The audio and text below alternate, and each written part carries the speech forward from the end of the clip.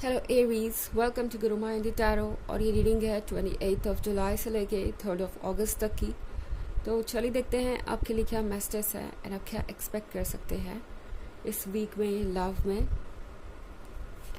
Messages for Aries.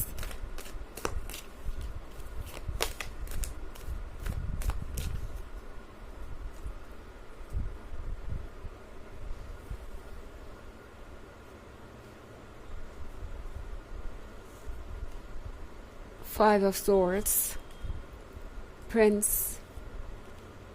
the Devil, Eight of Swords, and the Moon. तो हमारे पास the devil का card है। The devil के साथ हो सकता है कि ये कोई थर्ड पार्टी सिचुएशन हो।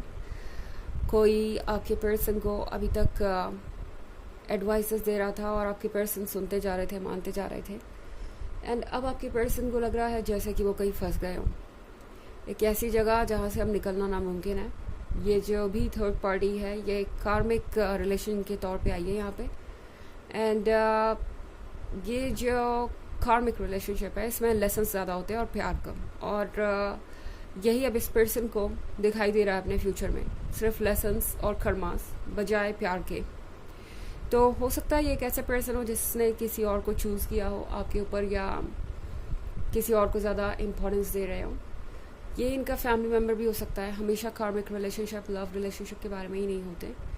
तो इस पर्सन को बहुत सारा लेसन सीखने को मिला है। इस पर्सन को अपने कर्मा से डील करने के बाद ये समझ में आ रहा है कि उन्हें ज़रूरत है कुछ चेंजेस लाने की।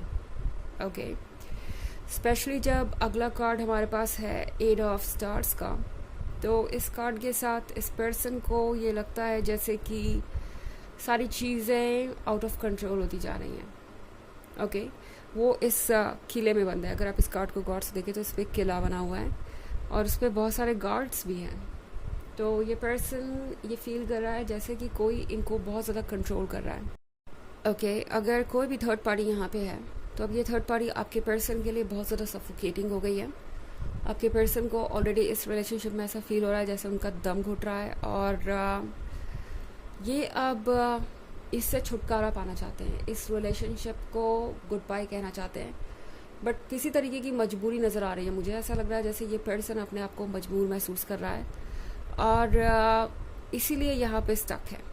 मतलब उन्हें ऐसा लग रहा है जैसे उन्हें लगातार कोई वॉच कर रहा है, उन्हें लगातार कोई देख रहा है। एंड इस पर्सन को ये फील हो रहा है जैसे कि वो कुछ रूल्स है जिन्हें कभी ब्रेक नहीं कर सकते। एंड इसीलिए ये पर्सन यहाँ फंसा वसा महसूस कर रहा है। ओके, इन्हें लग रहा है जैसे कि इससे बाहर वो आ नहीं सकते और फिलहाल जो भी सिचुएशन है उससे उन्हें हैंडल करना ही होगा। पर फीलिंग्स तो फीलिंग्स है, इसलिए अगला कार्ड द मून का है हमारे पास। ये पर्सन अपनी फीलिंग्स को भूल नहीं पा रहा। ये पर्सन जितना ज़्यादा कोशिश कर रहा है कि वो अपनी फीलिंग्स को साइड में रख के जो भी नई सिचुएशन है उसी में खुश रहना सीखे, एडजस्टमेंट करना सीखे। लाइफ उतनी मुश्किल होती जा रही है। एक तरफ तो आपके लिए उनकी ये फीलिंग्स और दूसरी तरफ ये सब कुछ जो हो रहा है। ओके, ऐसा लग रहा है जैसे ये दोनों चीज़ें मिल के उन्हें आपकी तरफ ढकेल रही है, आपकी तरफ अट्रैक्शन और दूसरी तरफ से इस पर्सन का रिपल्शन इस तरह के बिहेवियर के साथ। तो ये पर्सन ऐसा फील कर रहा है जैसे कि इस वक्त कुछ भी उनके कंट्रोल में नहीं है, ना उनके फीलिंग्स, ना उनकी सिचुएशन, ना ये थर्ड पार्टी, सब कुछ बस कंट्रोल से बाहर है।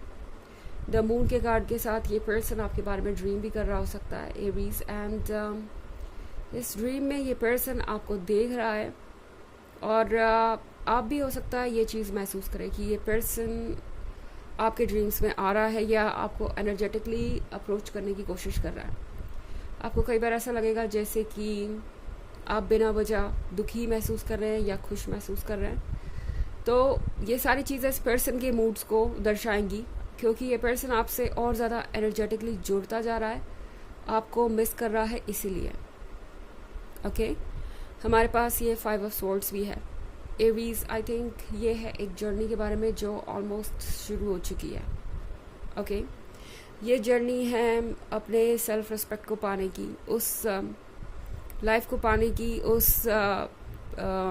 स्ट्रेंथ को पाने की जो आपके लिए इस पॉइंट पे ज़रूरी हो गई है। शायद ये पर्सन अभी तक आपके इम्पोर्टेंस को समझ ही नहीं पाया था। है ना, 5 ऑफ सॉर्ड्स के साथ ये पर्सन ये समझ पा रहा है कि अगर वो कभी भी अपने आइडियाज़ के लिए लड़ेंगे नहीं, कभी भी अपने लिए स्टैंड नहीं करेंगे, तो हर बार उन्हें ऐसे ही कॉम्प्रोमाइज़ करने पड़ेंगे, हर बार उन्हें इसी तरीके से जीना पड़ेगा। हमारे पास कार्ड है द प्रिंस का। द प्रिंस के कार्ड के साथ ये पर्सन डेफिनेटली फील कर रहा है जैसे कि आप उनके लिए परफेक्शन है, एरीज, एंड ये भी रियलाइज़ कर रहे हैं कि कितना कुछ होते हुए भी आपने बर्दाश्त किया। मतलब जो कुछ भी पास्ट में हुआ उसके बाद भी आपने सब कुछ सहा है।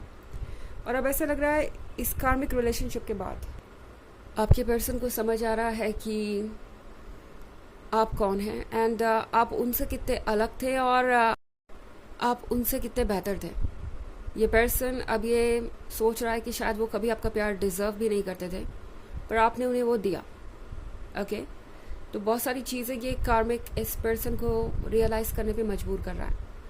हालांकि ये एक जनरल रीडिंग है, ये सबसे रेजोनेट नहीं होगी, एनर्जी रिवर्स हो सकती है अगर आप क्रॉस वॉचर हैं। इसके अलावा अगर आप पिछले वीक की रीडिंग या ईयरली रीडिंग देखना चाहें 2023 के फर्स्ट क्वार्टर, सेकेंड क्वार्टर और फोर्थ क्वार्टर की, तो उसका लिंक आपको डिस्क्रिप्शन बॉक्स में मिल जाएगा हमेशा की तरह। चलिए आगे बढ़ते हैं और देखते हैं और क्या मैसेज हैं आपके लिए।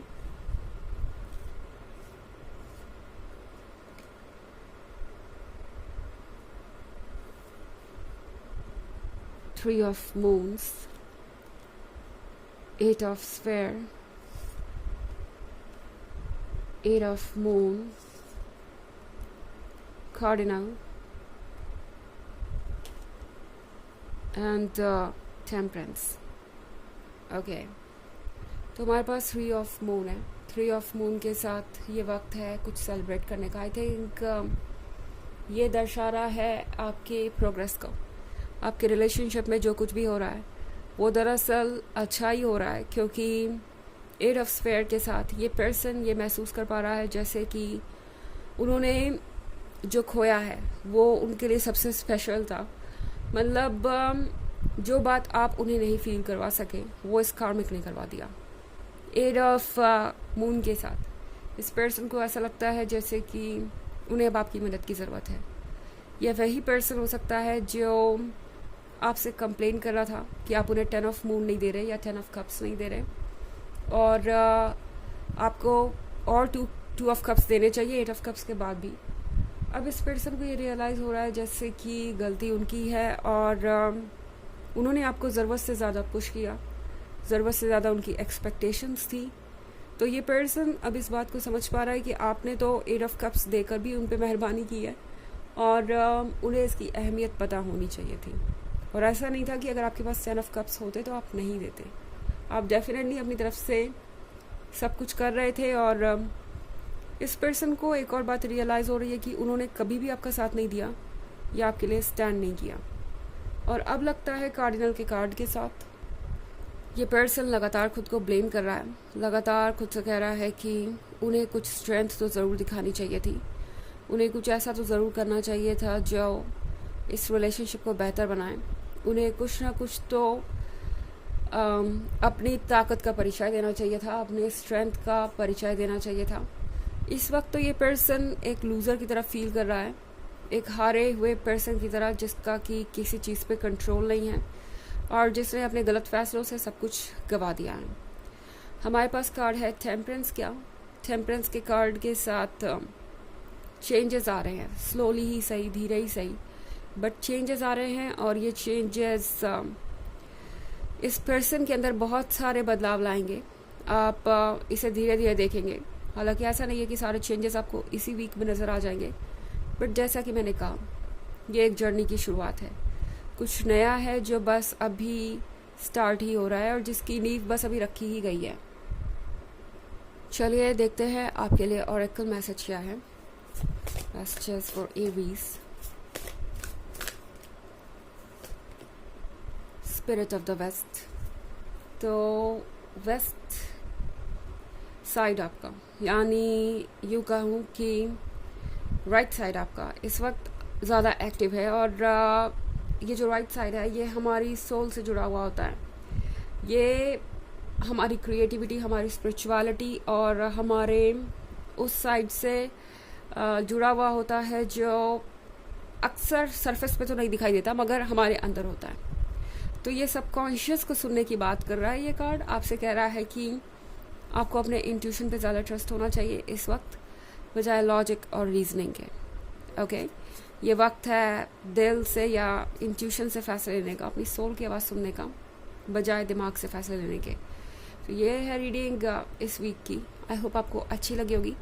Thanks for watching. Till next video, bye.